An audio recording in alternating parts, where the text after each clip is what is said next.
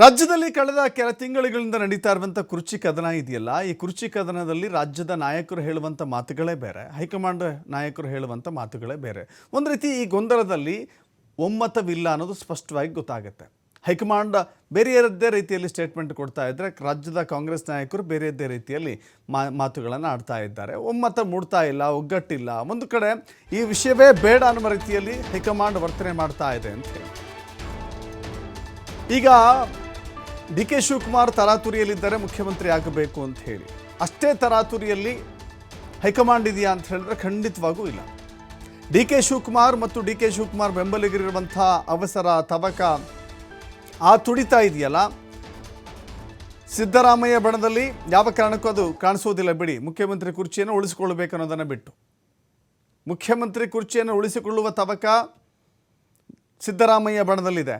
D K ಬಣದಲ್ಲಿ ಹೇಗಾದರೂ ಮಾಡಿ D K Shivakumar ಅವರನ್ನು ಪ್ರತಿಷ್ಠಾಪನೆ ಮಾಡಬೇಕು ಮುಖ್ಯಮಂತ್ರಿಯಾಗಿ ಅಂತ ಹೇಳಿ ತವಕ ಇದೆ. But high command no. ಇಬ್ಬರು ನಾಯಕರು ಏನು ಹೇಳ್ತಾ ಇದ್ದಾರೆ ನೀವು ಗಮನಿಸಿ. ಬ್ರೇಕ್ಫಾಸ್ಟ್ ಮೀಟಿಂಗ್ ಮಾಡಿದ ನಂತರದಲ್ಲಿ ಇಬ್ಬರು ನಾಯಕರಲ್ಲಿ ಒಂದೇ ಮಂತ್ರ ಹೈಕಮಾಂಡ್, ಒಂದೇ ಪರಿಹಾರ ಹೈಕಮಾಂಡ್, ಒಂದೇ ತೀರ್ಮಾನ ಹೈಕಮಾಂಡ್. ನಾವೇನೂ ಮಾತಾಡೋದಿಲ್ಲ, ಹೈಕಮಾಂಡ್ ತೀರ್ಮಾನಕ್ಕೆ ಬದ್ಧ. ಮುಖ್ಯಮಂತ್ರಿಗಳು ಆಗಾಗ ಸದನದಲ್ಲಿ ಕೆಣಕ್ತಾ ಹೋದಂತೆ ಮಾತನಾಡಿದ್ದಾರೆ. ಹೌದು, ನಾನೇ ಮುಖ್ಯಮಂತ್ರಿ, ಪೂರ್ಣಾವಧಿಯ ಮುಖ್ಯಮಂತ್ರಿ ಅಂತ ಮಾತನಾಡಿದ್ದಾರೆ. ಆದರೆ ಹೈಕಮಾಂಡ್ ಮಾತಿಗೆ ಬದ್ಧ ಅನ್ನೋದನ್ನು ಸದನದಲ್ಲಿಯೂ ಕೂಡ ಉತ್ತರ ಕೊಡುವಾಗ ಅದನ್ನು ಹೇಳಿದ್ದಾರೆ. ಬಟ್ ಹೈಕಮಾಂಡ್ ಗಮನ ಹರಿಸ್ಬೇಕಲ್ವಾ ಅಂತ ಕೇಳಿದ್ರೆ, ಸರ್ ಯಾವಾಗ ಸರ್ ಹೈಕಮಾಂಡ್ ತೀರ್ಮಾನ ಯಾವಾಗ ಸರ್ ಅಂತ ಹೇಳಿದ್ರೆ, ಮಲ್ಲಿಕಾರ್ಜುನ ಖರ್ಗೆ, ಹೈಕಮಾಂಡ್ನ ಭಾಗವಾಗಿರುವಂಥ ಮಲ್ಲಿಕಾರ್ಜುನ ಖರ್ಗೆ ಹೇಳ್ತಾ ಇರುವ ಮಾತೇನು ಗೊತ್ತಾ? ಈ ಸಮಸ್ಯೆ ಸ್ಥಳೀಯ ಮಟ್ಟದಲ್ಲಿದೆ, ಈ ಸಮಸ್ಯೆ ಹೈಕಮಾಂಡ್ ಮಟ್ಟದಲ್ಲಿದೆಯಾ? ನೋಡಿ, ಹೈಕಮಾಂಡ್ ಈ ಸಮಸ್ಯೆಯನ್ನು ತನ್ನ ಮಟ್ಟದ ಸಮಸ್ಯೆ ಅಲ್ಲ ಅಂತ ಅಂದುಕೊಂಡಿದೆ, ಅಥವಾ ತಾನು ಬಗೆಹರಿಸಬಹುದಾದಂಥ ದೊಡ್ಡ ಮಟ್ಟದ ಸಮಸ್ಯೆ ಅಂತ ಅಂದುಕೊಂಡಿಲ್ಲ.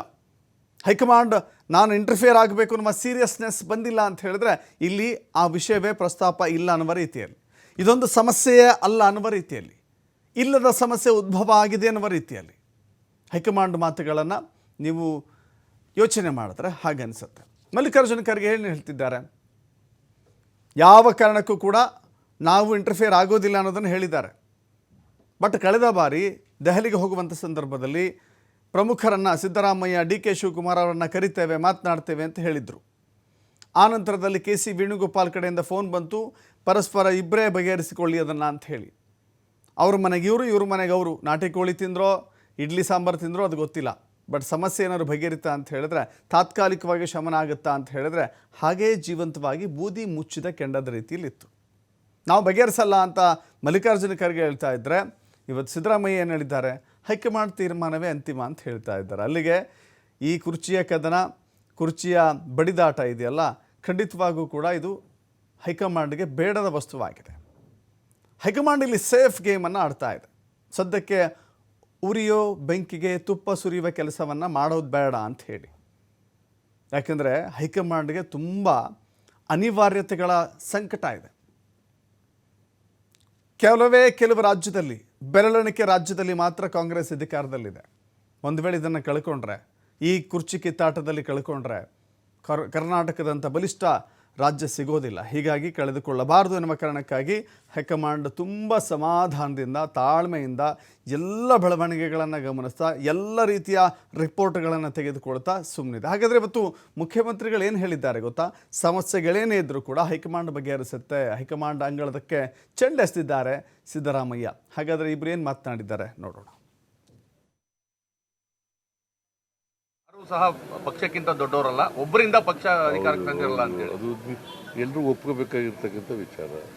ಯಾರು ಒಬ್ಬರಿಗಿಂತ ದೊಡ್ಡವರ, ಪಕ್ಷಕ್ಕಿಂತ ದೊಡ್ಡವರಾಗಲಿಕ್ಕೆ ಸಾಧ್ಯನೇ ಇಲ್ಲ.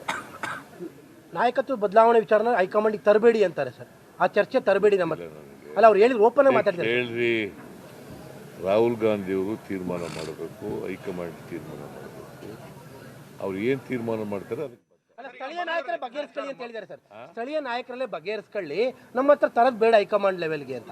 ಅದೇ ಈಗ ನಾನು ಮಾತಾಡಿದ್ದೀನಿ ಹೈಕಮಾಂಡ್ ಅವ್ರ ಜೊತೆ. ಅವ್ರು ಏನು ಹೇಳಿದ್ದಾರೆ? ನಾವು ತೀರ್ಮಾನ ಮಾಡ್ತೀವಿ ಅಂತ ಹೇಳಿದ್ದಾರೆ.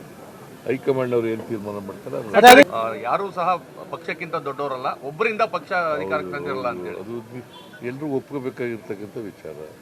ಯಾರು ಒಬ್ಬರಿಗಿಂತ ದೊಡ್ಡವರ, ಪಕ್ಷಕ್ಕಿಂತ ದೊಡ್ಡವರಾಗ್ಲಿಕ್ಕೆ ಸಾಧ್ಯನೇ ಇಲ್ಲ. ನಾಯಕತ್ವ ಬದಲಾವಣೆ ವಿಚಾರನ ಹೈಕಮಾಂಡಿಗೆ ತರಬೇಡಿ ಅಂತಾರೆ ಸರ್. ಆ ಚರ್ಚೆ ತರಬೇಡಿ ನಮ್ಮ ಅಲ್ಲ ಅವ್ರು ಹೇಳಿದ್ರು ಓಪನ್ ಆಗಿ ಮಾತಾಡ್ತಾರೆ. ಹೇಳ್ರಿ